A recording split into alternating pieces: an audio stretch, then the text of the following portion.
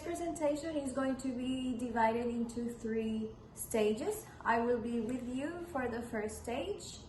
Next is going to continue Alana de Souza, and Bernarda Florez is going to give us a conclusion at the end. Okay, for our first stage, I'm going to be with you sharing the essential characteristics around the profession. First, I would like to start with the requirements of the profession. These are established by the government of Quebec, and it has been divided into 3 types of educators. The first one are the qualified educators, meaning the ones that have followed an attestation program in early childhood education along with 4,992 hours of working experience, or the ones that have pursued a DEC program in early childhood education. The second type of educators are those that are non-qualified. These are the ones that carry out an attestation program in early childhood education but don't have the complete working hour experiences or haven't completed them yet. And finally, we have the non-recognized educators, and these are the ones that haven't followed a program here in Quebec but maybe have experience or education programs from another part of the country. Along with the requirements established for the training of educators, we also need some qualities that are very important for educators. First of all, we need great communication skills because we are going to be communicating with parents, with our other educators, directors all the time. And most important, we need to be efficient in our communication with children to be able to fully express our objectives and the instructions of our activities. Another important thing is to be creative. We need to be able to create and design creative, innovative activities that can catch the attention of the younger learners.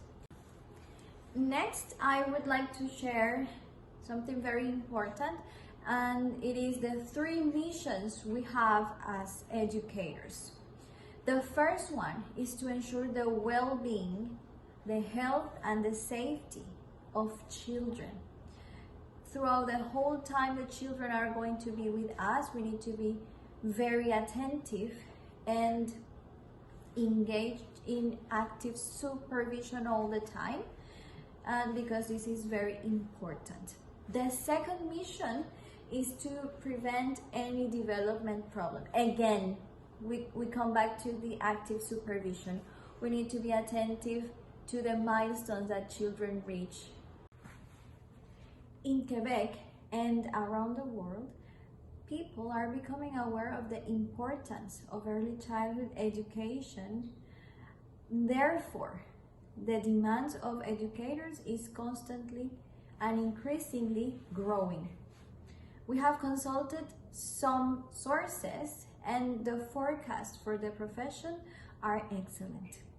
According to the government of Quebec, the jobs prospects from 2022, last year, and 2026, the forecast is excellent with an increased demand of educators.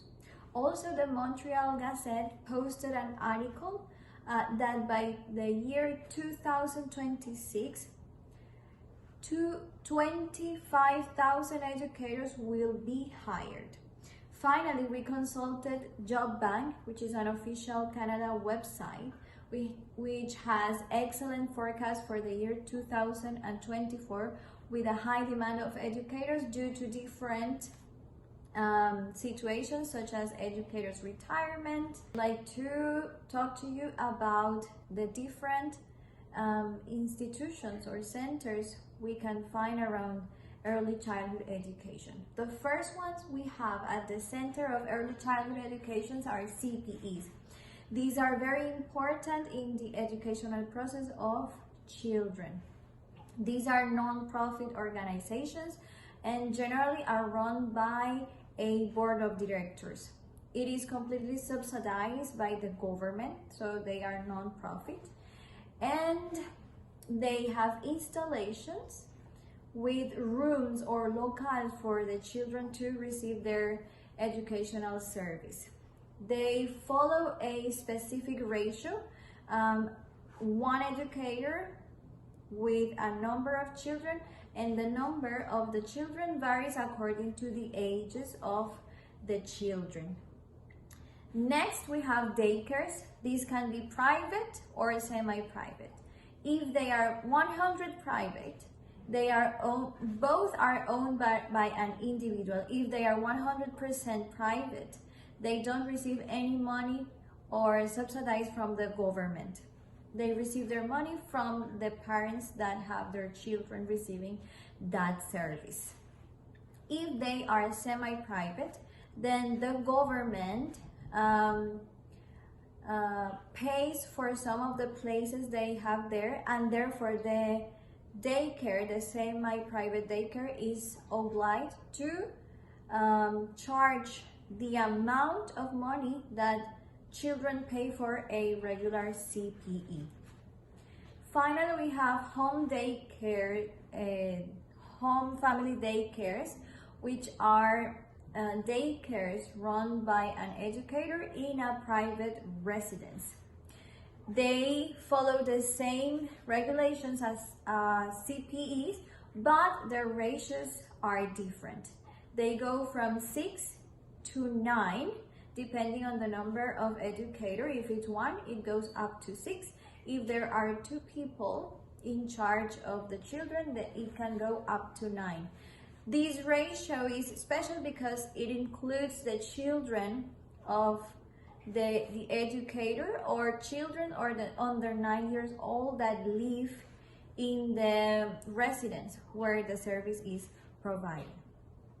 This is the end of session number 1, and now we are going to continue with Alana de Souza.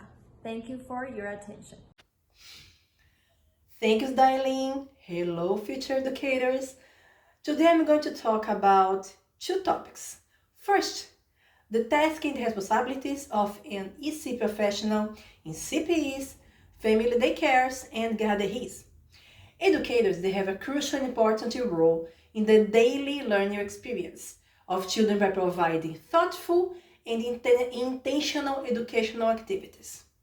This involves engaging children in interactive activities where educators actively listen, understand their needs, and closely monitor the developmental progress. Besides, adjust activities to align with each child's developmental pace, making sure that the learning process is both enriching and accessible for all children. Places and select materials that meet the needs, interests, and developmental levels of the children. Equally important is the communication between educators and parents. Regular communication about children's activity learning help to make a bridge between home and the learning environment. The second topic we are going to talk about are the keys, abilities, and behavior required to be a good EC professional, and how are they linked to the tasks involved. The successful early childhood education requires educators to possess a combination of essential skills and behaviors.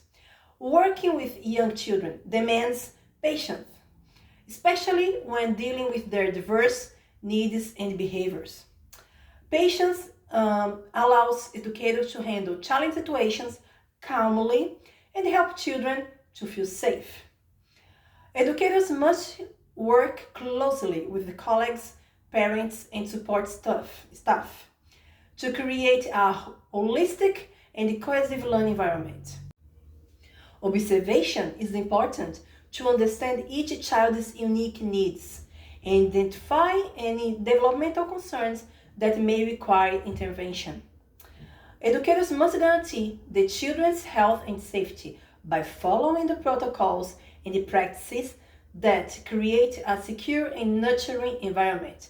Flexibility is also vital, allowing educators to adapt to the needs of each child and respond to unexpected challenges.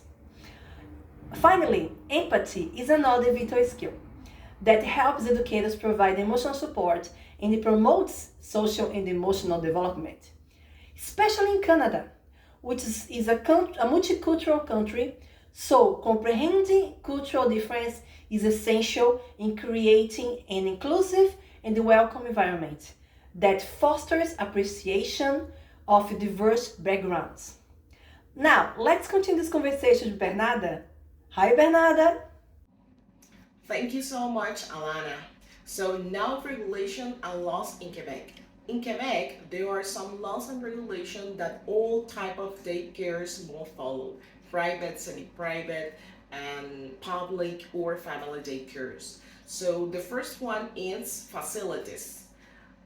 Every facilities must provide a certificate must be provided by a certificate professional, and those certification must follow the Canadian Standard Association. So it will ensure the well maintenance of the facilities such as rooms, playgrounds, kitchen, etc. So it ensures the well-being of the children and also the educators. The second one is educators. Educators must be professional certified.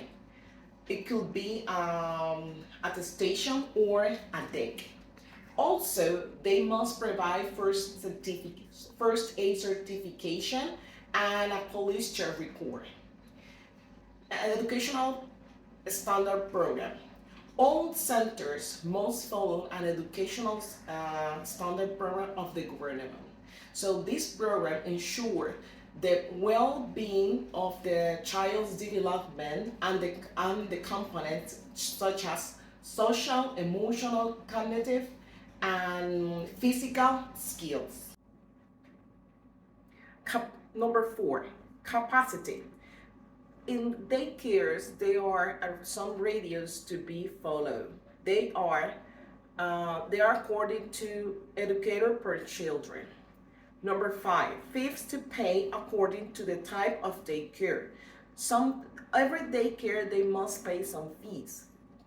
Most of them, all of them, are no refundable, and the permits must be renovated each certain amount of time. Number 6, it's equipment furnished and play materials that they're required to be repaired certain amount of time, and they must be in good condition for educational purpose. Number 7 is safety and salubrity. So everything, furnishing, toys, equipment, facilities, rooms, they must be kept cleaned and disinfected. Number 4, they are protocols to medications. So all daycares, they must follow some protocols when a children is sick. Those protocols are mandatory. And number 9 is penalties. There are some penalties if any daycare do not follow the laws and regulation of Quebec. They include the revocation of permits, fines up to $1,000, and also destitution. Next, we want to emphasize on how to open a home family daycare. So if any person wants to open a family daycare, before starting any process in the ministry office, this person must have be recognized as a natural person. That's the first thing. Number 2, has a work permit or permanent residence or being a citizen of Canada. Next, must have a police check record, even the permit holder or adult member of the family who lives in the house that is going to be the family home daycare.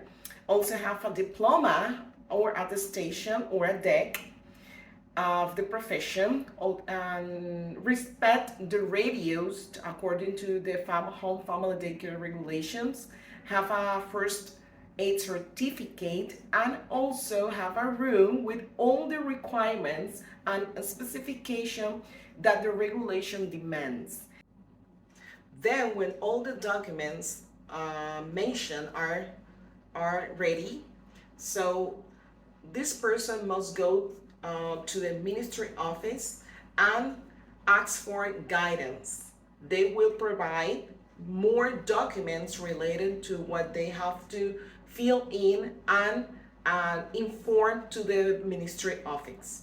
So we have to take some things into account. First is the time to wait is 30 business days. So this person must wait that time for a response. Number two is that the ministry office response reserves the right to rejecting or accepting the demand. Another one is that any changes before the approval can affect the recognition of the permit. And the last one is, if approved, the ministry will send an inspector to supervise and verify all the information provided in the documentation. Thank you for your participation in this presentation. I hope that you have enjoyed this information that we provide you. We invite you to keep in mind that this profession, this education, this professional role, or the early educator role, it's an essential role in our society. So it let everybody, we want everybody to know that this profession is not an easy one, that this profession is well regulated, and also that this profession requires a professional matter. It's not only to taking care of children, it also, and that we create an environmental educational process for the children. So if you want to get more information, we let you link and with more information, and also some numbers and some emails to write us down if you need anything else. Thank you so much.